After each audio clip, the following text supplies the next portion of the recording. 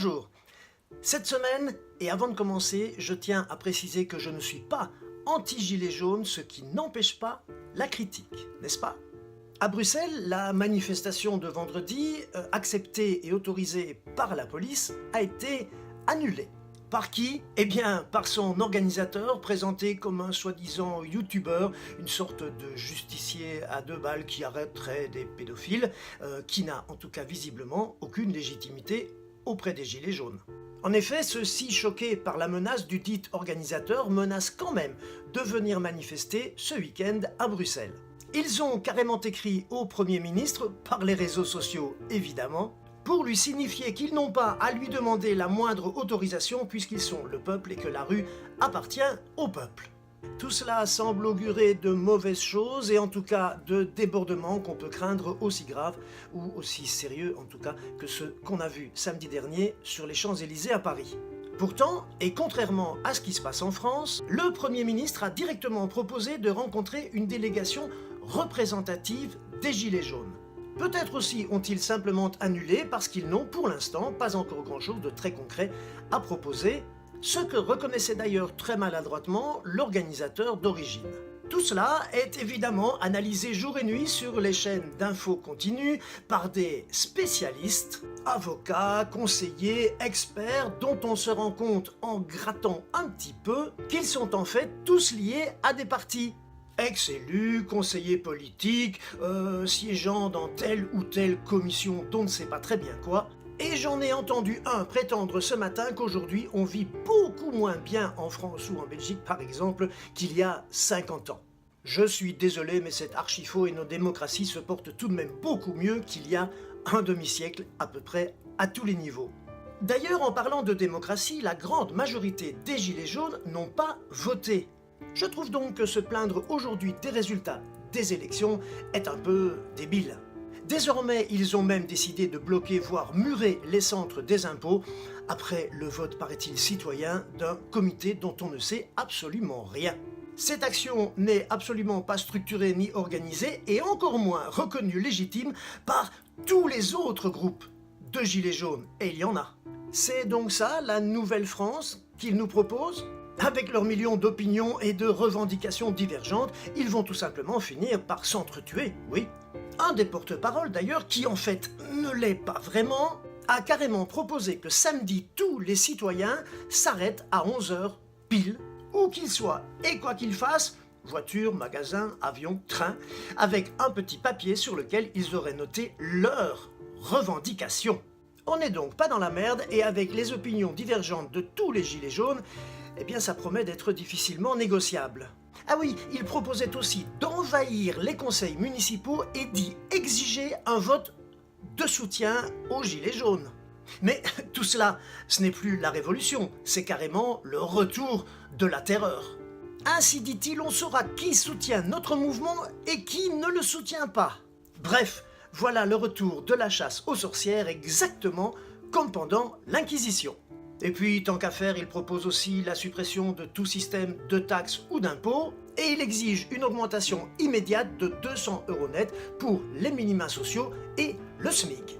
Finalement, tout cela n'est plus comme au début un mouvement populaire sincère, c'est devenu une véritable soupe populiste avec tous les ingrédients encore bien. À toute fin utile, je rappelle que nous ne sommes pas seuls au monde et que ce dernier est un monde des marchés. Si on guillotine tous les riches ou du moins qu'on les fait tous fuir, je me demande qui investira dans les industries et l'économie directe, qui demeure, qu'on le veuille ou non, les plus grands pourvoyeurs d'emplois. Finalement, on demande à Macron de réparer 40 ans de mauvaises décisions politiques en 18 mois. Et après ça, on s'étonne que ce jeune président ait déjà des cheveux blancs. Allons, sincèrement, c'est un dialogue de sourds, chacun semblant refuser d'écouter l'autre. La presse, étonnamment, bourre le mou à tout le monde et souffle activement sur les braises. Bah oui, elle prend systématiquement, ou quasi à de rares exceptions près, position pour les gilets jaunes et contre le président Macron. Alors certes, ils ont des correspondants au cœur des manifestations et leur sécurité compte, mais quand même, jamais un mouvement n'avait été aussi soutenu médiatiquement Du coup, cela ne fait donc que attiser les colères et fleurir par millions les fake news, puisque les vraies nouvelles finissent par perdre la moitié de leur sens à chacun des échanges sur les réseaux sociaux, et ils sont des millions. Finalement, tout le monde se monte le bourrichon, s'auto-excite, attise les haines et même celle maintenant de la démocratie. Souvent, on se contente de répéter ce qu'on a entendu à la télé ou vu, lu sur les réseaux sociaux, au lieu d'oser un vrai dialogue qui finalement est maintenant proposé par le gouvernement. Je n'invente rien concernant la haine de la démocratie puisqu'ils sont prêts à bousiller tout le pays et ses institutions, exigent la dissolution de l'Assemblée nationale, veulent virer le président de la République et instaurer une sorte de gouvernement ou d'assemblée populaire. Tout cela, bien sûr, en ayant été totalement incapables en 3 semaines de se mettre d'accord sur 8 noms de représentants officiels. Entre-temps, de nombreux artisans et entreprises bloquées qui fournissent, que je sache, de l'emploi, à certains gilets jaunes d'ailleurs, sont purement et simplement menacés de mettre la clé sous le paillasson. On en est déjà à 3 morts et plus de 1000 blessés, plus une centaine d'arrestations. Et les innombrables et très chères destructions seront payées par qui? Par le contribuable, donc aussi par les gilets jaunes. Ils affirmaient détester tous les partis politiques, mais aussi les syndicats.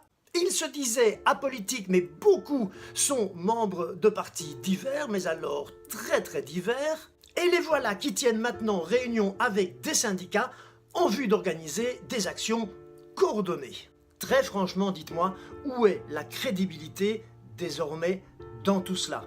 Le ministre de l'écologie les a reçus hier, le Premier ministre propose de les recevoir, ce que les gilets jaunes refusent catégoriquement. Macron leur a clairement proposé tout de même de faire partie des intervenants d'une grande concertation qui devrait durer 3 mois pour prendre après les bonnes décisions. Mais ils ne veulent strictement rien entendre alors qu'eux-mêmes affirment qu'on ne veut pas les écouter.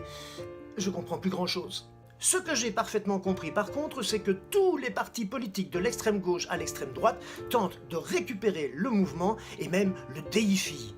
Tous ces partis oublient simplement que ce sont eux les responsables de la situation d'aujourd'hui, à l'exception des 2 extrêmes évidemment, qui elles piochent de tous les côtés et à tous les vents. Moi je pense que la solution ne viendra que du dialogue et en fin de compte, les gilets jaunes qui ne veulent pas aujourd'hui accepter le dialogue, ça ne me paraît pas, disons, très logique. Enfin, je me permets tout de même de dire, au risque de déplaire, qu'il n'y a pas parmi eux que des enfants de cœur, même s'il faut fermement condamner évidemment les casseurs qui se sont infiltrés parmi les gilets jaunes de toute bonne foi. Samedi, reconnaissons-le, certains sont tout de même venus bien outillés et pour détruire sur les Champs-Élysées.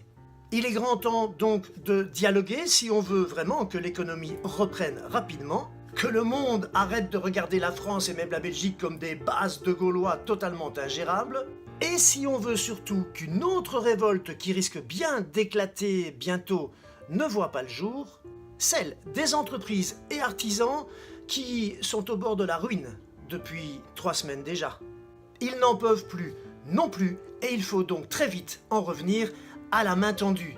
Mais finalement, c'est une très mauvaise expression parce qu'il faudrait dire « oh, main tendue ».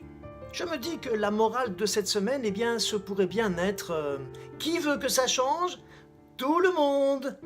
Qui est prêt à changer? Personne. Mais y a-t-il finalement vraiment une morale à toute cette histoire? Moi, la seule chose que je sache avec certitude, c'est que pour qu'une poignée de main scelle un accord, il faut au moins 2 mains. À mercredi.